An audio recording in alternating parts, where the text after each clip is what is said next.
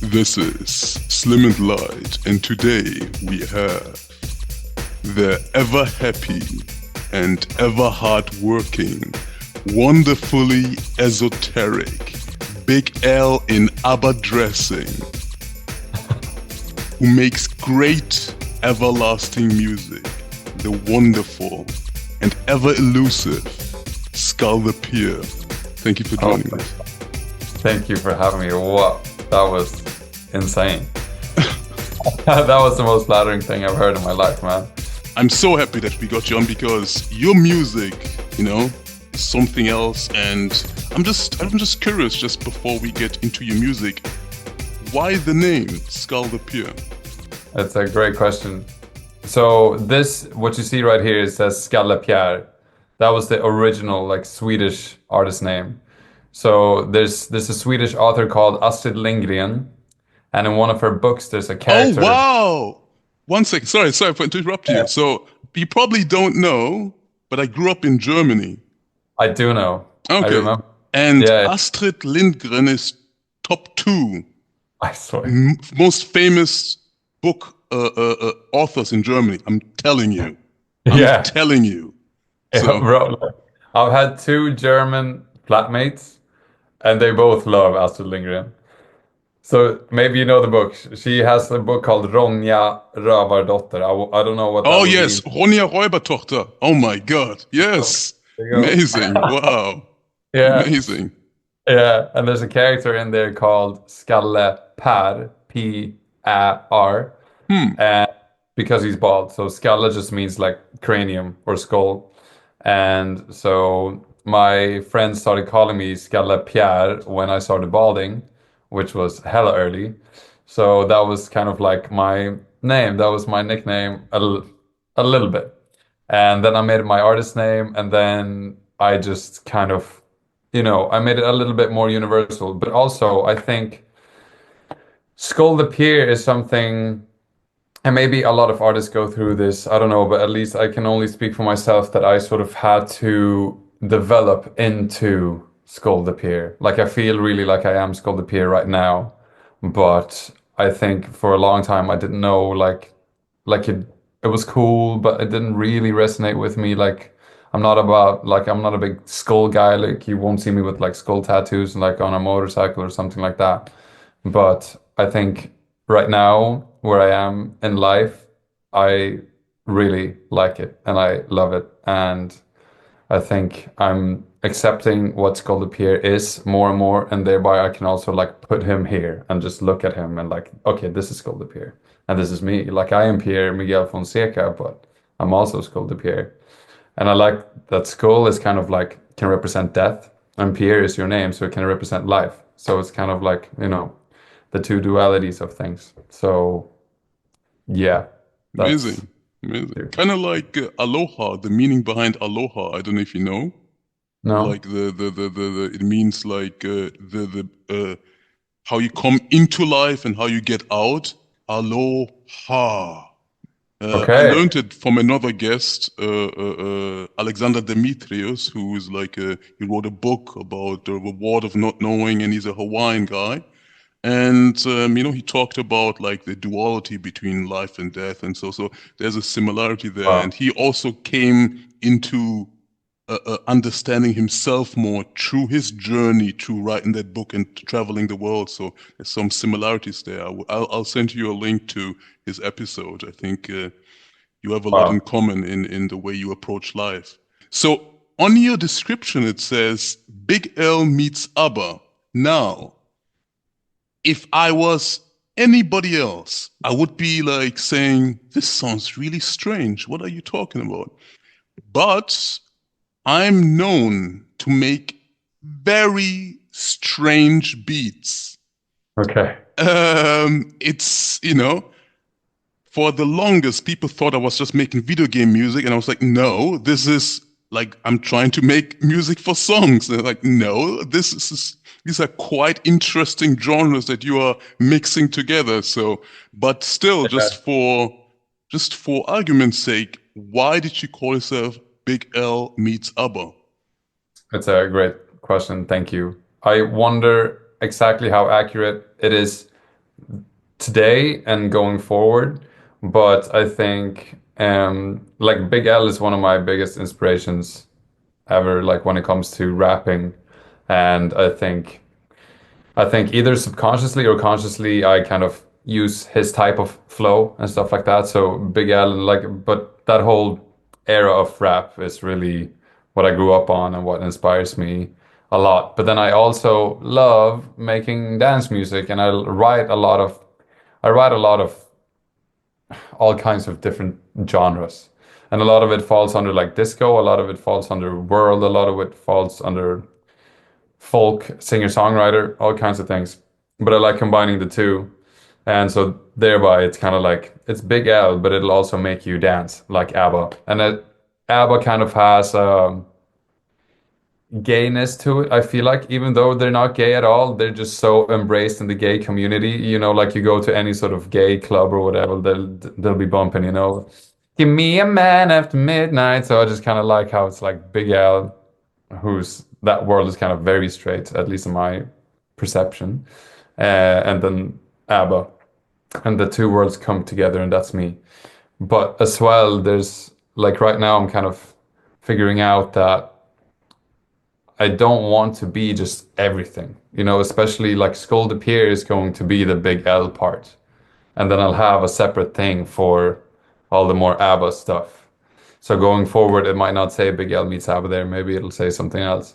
But like I have a bunch of songs on my album called La Bombe, which is a lot more ABBA-y, worldly, funk sort of type things. And they'll be on something else. And the name is, I think, Feng Shui. Oh wow, Yeah. feng So shui, revealing a couple of things here on this show right here. amazing, amazing. Slim and Light exclusive. All right. Yes, Anyway, yes. so feng shui. Yeah. Why feng shui? For no reason, really. Excuse me for 1 second. I just need to turn Sure. on. There we go. Switch so that this I computer think we starts. are all already turned on. I just need to turn y'all on. So, Feng Shui. sorry. No, no, no. Sorry, you go ahead. Yeah. Maybe I don't know why I keep like promoting other episodes, but there was another episode where we talked like a big part about feng shui, Yeah, feng yeah. shui, and he talked about that it is about get trying to get in the balance in yourself. And I Mm. think in a lot of the way the way you wrote something on your birthday, and we will talk about that later, and the Mm. way you go through life, I think, and you also just talked about the way you now grow into your name, that you now are Skalle the Pierre, and you like that. I think you found your inner balance. So I think maybe semi-subconsciously you thought Mm. of feng shui while thinking of feng shui as in finding your inner balance. That may be Wow. a possibility. Bro, that is beautiful.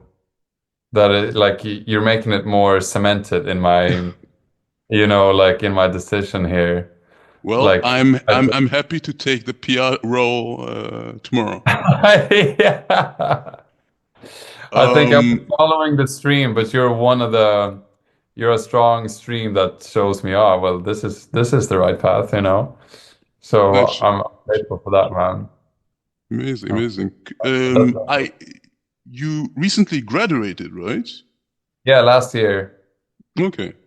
Yeah. Yeah. So, did you move to Ireland? Could you maybe talk about your background and how you got into it, to Ireland? Yeah, of course. So I moved here 4.5 years ago, September 2020, which would be technically 25, oh, sorry, which would be 5 years, right? But it was like late 2020. So in September, it will be 5 years. Um, but yeah, I grew up in Stockholm and I spent primary and secondary school in the same school. It was a really big one. Then you could go through every, class. You didn't have to change. So I was there with the homies, Engelbrecht, my OG squad. And then after that, I studied, or I guess kind of in secondary school, like in Sweden, the educational system is a little bit different. So between 16 and 19, you have 3 years where it's kind of like, I guess that's our secondary school, actually. Excuse me. Okay. Um, but so then I studied music production, which is where I learned to make my beats through sitting in the studios with my friends who were already really good at it because they had a rap course, but it got taken down that same year that I applied. So then I was like, what will I do then? And I chose music production, which I'm forever grateful for. So I did that for 3 years, and then after that, after school was finished, I was like, bro, I'm never gonna study anything again. Not because I didn't enjoy it, I was just like, I'm not sitting behind a desk anymore. So I was at the time during in secondary school, I got a job in UNICEF. That was like my third job or something, and I was just working part-time on the side. And then I made that part-time job just the only thing that I did. So I just stayed at home. I traveled a lot. I went backpacking with a friend when we were 20, and then I just worked part-time, stayed at home, had no rent to pay, and just made music. But then after 4 years, I was like, okay, I need something new. And that's when I started applying for universities, some music universities. Got rejected to about 6 or 7 of them in Sweden. And then I was like, maybe this is a sign for me to go abroad. And then I started doing my Googling, found BIM. There were a couple of different ones, but the BIM Ireland one was the cheapest one. So I was like, okay, this is interesting. So I went for the open day, and I just like loved the city. Walking down Grafton Street, there's buskers everywhere, just live music everywhere. The people were so funny and friendly and welcoming, and I was like, okay, well, this feels right. And then I sent in my application to BIM Dublin, and I felt that I knew it, like I knew kind of that this would be okay, that they would accept me, but obviously I didn't know. And I was hoping, like I was just hoping and praying because I really, really wanted it. And then I got in, and it was a dream come true, and it really was a dream come true to come here and to go to BIM and all of that. Oh, So there was amazing. Yeah, no, it's great. It's great. You took a leap of faith and a leap of anything, and it worked out for you. Mm. I couldn't help but notice. I don't. I think I'll be the first one to ask you this, but you appear to have half of a beard. Yes. Do you want to talk about the reason behind that? Why is that a part of finding your balance? Yeah, absolutely. I used to have a really long beard. It would be like down to here or something. Maybe I'm exaggerating, but I had a big, I had a nice beard. I must say, if I can toot my own horn. But then I found myself doing maybe more these days. I don't know, but I went through a change, and I was like, this is not me anymore, and I'm gonna get rid of it. And that's what I did. And I think either like going into shaving off my beard, which I did on a friend's rooftop, surrounded by some friends who didn't know, which was very fun. So I just like all of a sudden I had a fucking, what are they called? A shaver? I don't know, an Okay. electric, that the one like they have in barbershops. And all of a sudden I just started going at it. But I think at the time I was thinking, oh, you should only do half of it, or like do only this, keep half. But I ended up not doing it. I think that just shaving it off was a big enough step to begin with. But then I think I might have just had that in the back of my head for a while, like, oh, you didn't do it, or maybe that would look cool, or maybe that's interesting, or whatever. And then one day, just in my bathroom, staring at myself in the mirror, I thought, well, just fucking do it, you know? if it doesn't look cool or if you don't like it or whatever, yeah, if it doesn't feel right, you just grow it out again and you shave the other half and you're good to go. But I did it and I just really liked it. It Uh, it looks really good. Like the first thing, like I suppose you are like thinking, what is he trying to do there? But it is actually, yeah, it suits you. And on the other side, you have like a red stripe. No, on the other side, there's a oh red yeah, stripe there. So it's kind of there's an esoteric balance there. Like, you know, there's these type of paintings where something is not where you quite expected it, but there's a balance there. After a yeah. while, you realize it and it just feels right. You have such a wonderful way of like lifting up people. It's Thank you. I'm just being honest. I'm just being honest. I'm German. If I thought it wasn't right, I would I know. point it out. Man, that's Um, even but I think there's another part of it, and it just kind of it's like a callback to what you said before. And I think you know that a lot of people, if they have like hair or something, and something happens to them or something impacts them very greatly, they shave their hair off or shave their beard completely off because it feels like an uplifting thing. You know, they just want to get rid of some of the anger or sadness, and they subconsciously think that if they take all of the hair off, it will go away. But what you did was more brave than that. Not only did you take off your beard, maybe something impacted you, but you left a little behind. And maybe again, subconsciously, that was because, you know, you wanted to leave some of the essence that you had bind. You know, we're going to talk about it later.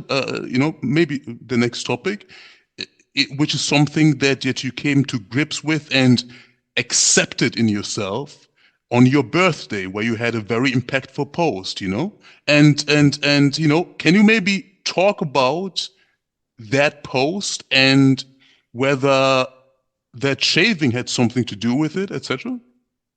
Yes. I just wanted to touch on something there just before we move on, just because I think you got me thinking, and it's really interesting what you're saying there with, you know, people shaving off things and letting go, and I think that was a big part of it. Like I felt like I didn't feel stuck, but I felt like if I didn't do this, I would feel stuck. Uh, and that was a big part of just letting things go, like, you know, becoming a new you and like shaving it off. But then you're so right as well, because like keeping the half and like with the name Skalle Pierre, and like with many things that I think all of us do, is sometimes we just do things because it feels instinctively right, but then you don't really know why you do it. And then later in life, you understand, okay, that's why I did that, or that's why that happened. And I think, you know, either you grow into the decision you made because you made that decision, or you make the decision and it pulls you to where you needed to go. So either it's a balance of the two, or maybe it's a different one per decision you make or whatever. But right now in my life, I'm I'm very about the yin and yangy. You know, you have to embrace the freaking ugliness of you to be the nice of you, and you have to embrace the mean in you to be the kind in you, and you have to, you know, kind of like Carl Jungian, you know, you have to embrace your shadow type thing. And I feel like that's nicely represented with the half and half. Um, like we don't have any of this without that, and then it's just nice. Um, so That I couldn't have even said it better. That is that's saying something. No, yeah, I think it's very like a lot of every time you give an answer, there seems to be like about balance and duality and accepting your dark passenger, as Dexter called it. mm, And it is true because, I mean, part of self-healing is to accept yourself as you are, the good and the bad, and then using that to, move forward. So it's Yeah, perfect, yeah. that's it. Do you want to talk about so you know your music is of course very happy, and you also talk about certain things in your life, and Mhm. there's one thing about sexuality that you touch on, and do you want to maybe touch on that and the post that you made on your birthday? You're referring to the I'm gay song, is it? Yeah, it said that's what it said right beneath the title. Yeah. Perfect. I'm just making sure that I we're on the same track with which post. That's yeah, well, so that was 5 years ago. I came out as a gay man to the world, and I did it through song. So that was that post. And it was basically just that post just for people that are not looking at that post. Um, it's just my song, and it's called I'm Gay, and it's a video of me just sitting on my sofa playing a guitar. That is the post. Just making sure, right? I think I have it somewhere. I think it's hey, it's my birthday on this day that I turned 23 years old. Okay, yeah. Right. It was so long ago. Sorry, that's why I'm like, which post? But of course, I remember that post because it was Okay. a very performative one. I had told one friend at a bar like maybe a month before that or so, but besides that, I hadn't told anyone, and I didn't really know myself. Like we were talking about before, with taking a leap of faith and doing something, you don't really become something until you start speaking about it. I think with a lot of things. But so I was like, I think I'm gay. And it took me a long time to embrace that part of me. And I think that's as well why these days I'm such a, kind of champion of doing that, embracing ourselves and everything that even if it might embarrass us or if it might make us feel weird or make us feel any sort of, strange or whatever, that it's crucial that we embrace all of it. And it took a long time for me to accept me and myself with or accept my sexuality. Um, and I think there's a lot of factors that went into my lateness to it. But you know what really pushed me to come out and to do this for myself was the thought of you could keep running until you're like 50 or maybe until you die. But like, imagine how hard this is right now. Like, imagine how hard this would be on you if you just pretend for your whole life. And then you all of a sudden you have like a wife and kids and like, what are you gonna come out then? And that's that shit that That I just mean, yeah, that is literally like I mean, it is like a of course Family Guy scenario, but I'm saying how bad would it be to them, you know? yeah. Like yeah, yeah, absolutely, absolutely, yeah. You're a And wife. yeah, please go on, sorry.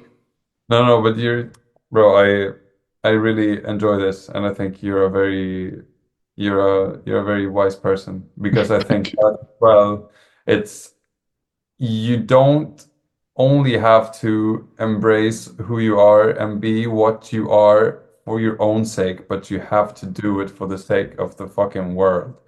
Because, like you say, yeah, imagine that would suck for me, but imagine my kids, imagine my wife, like you don't. It's so crucial that you learn to self-accept because only through doing that can you be kinder to others and to do the right thing, which essentially leads to a better place, hopefully for us and for everyone else. So you're so right. Um, but so I felt that pull, and I would have these dreams where I would run from like gangs or I would be running from people chasing me, and I could always keep running, like even if I was cornered, I could slip Hmm. under their legs or whatever. But so I know that I can keep running forever, but the only way this will stop is if I surrender. Like I have to be like, okay, take me or whatever. Like I needed to stop running. So I figured out. it was me being gay. That's what I was hiding for myself and from the world. And so, and it was really the song, like it was really the song that made me see clear exactly what it was. Like, I knew there was something happening in me, but I didn't really know what needed to change, what needed to happen. And then all of a sudden I was writing the song one day and I knew, like in the description of that YouTube video, I think I described it quite well. But I was like, I knew where the fucking song was going. Like I knew what it was doing. Like it was forcing this out of me. But it was so scary that like I just didn't like the words came out, themselves. But I was like, I don't want this, like ah. But it couldn't be changed. It because if I would have changed it, if I would have written something else, or if I didn't do it, I would have, It would have been a disservice to yourself. bro, that would have been death, Yeah. like inevitably, maybe slowly, but I would have rotten, like I rotted. I would have rotted away. I mean, like my life would have been rotten. And I think, I think that's what happens, like when we don't embrace who we are. We Yeah. rot. We don't live. We rot. And And that's what would happen if I wouldn't embrace that I'm a total nerd, oh, which I nice, did. I'm an extreme nerd, and I'd never good come man. across until I open my mouth. People think I'm like a playboy or something, but I'm like, I Yeah. just need to tell you, I'm an absolute otaku nerd. I'm sorry. I'm sorry. And yeah, it I just love being in love with my nerdism did it. heal Yeah. me a little bit as well. So I'm happy that I came out as a nerd. I'm happy for you too, and that makes you so cool Thank you because very much. like what I hope or we hear a lot growing up, I think, which is so incredible that like people say just be yourself, and when we're kids, we're like that's fucking lame, or like we might hear our parents say that or kindergarten, supervisors or whatever, but that really is the coolest thing. Yeah, Like we're yeah, just yeah. drawn to people who are themselves, and we're drawn to the real, So, so you're cool So for doing that. yeah, that's amazing. Good for both of us. Yeah. Oh And man, the crispness. so there's another thing I wanted to ask you. Yeah. I have it written down. Uh, what do you think of the newest generation embracing homoeroticism the way they do? Like, we can talk about Aiden Ross, we can talk about Aisho Speed, who are almost pioneering the acceptance of homoeroticism through like live streamed trolling to the younger audience, to a point to which if you watch like prank videos on Chat Roulette, Omegle, OMTV, Monkey, you see very young people now very acceptingly and proudly pretending to be gay to fool other people. This is in stark contrast to how it used to be, where Mm. before, when someone was like doing it in pretense, it was to the obvious detriment of the person that they were pretending. While now it's they are proud to do it because they grew up with the sense that this is nothing to be ashamed of. So they're like going about it that way. Sorry. Oh God. To be completely honest, I don't know who any of those people are, and I All of this for nothing. I'm so sorry. I It's okay. don't It's okay. watch any like I'm such a boomer, bro. I'm such a boomer. I don't know what's going on either in the world. I don't watch That's the a news. good thing, by the way. Yeah, but so I'm sorry. It's yeah, it's an interesting switch, isn't it? Interesting flip. Yeah, But yeah, I'm so sorry. I couldn't give you much that's input on it. okay. That's okay. So I'm for sorry. the last thing, is it possible that you could do one verse from your new album? Ooh. Let me see. Is that a fox outside? It is. What is he doing out here? Let me see what I would do.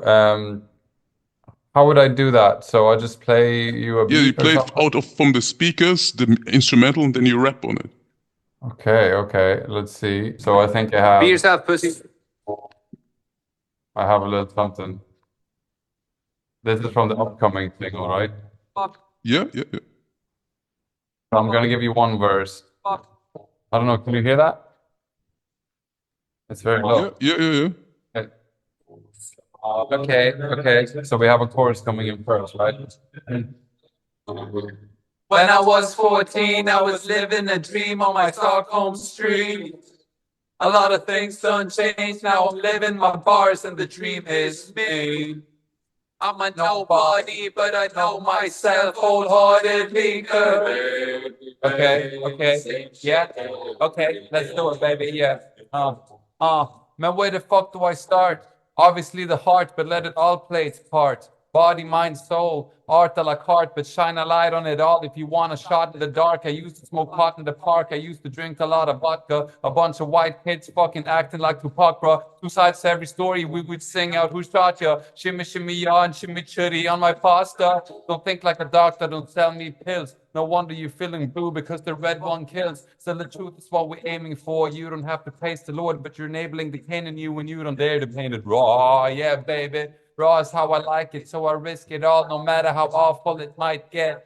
Fuck the law, the devil is my sidekick. Pedal to the metal when I'm bopping on my bike, bitch. When I was 14, I was living a dream on my Stockholm street. Haha, yes. Thank you very much. Thank you very much. Thank you very much for joining us today, by the way. No, thank you And too. And I'm so sorry I had to cut it short. You're actually such a wonderful person to talk to. I hope we can do this again. absolutely. And this was Slim and Light. All right. Thank you very much. Thank you so much. I really appreciate that, man. Hey do. Hey, do. Hey do. How do you say it in German? Oh, well, goodbye, you mean? Auf Wiedersehen. Yeah. Auf Wiedersehen, right. I should have known that. Anyway, nice to meet you. Bro, so good We'll to talk to again. you.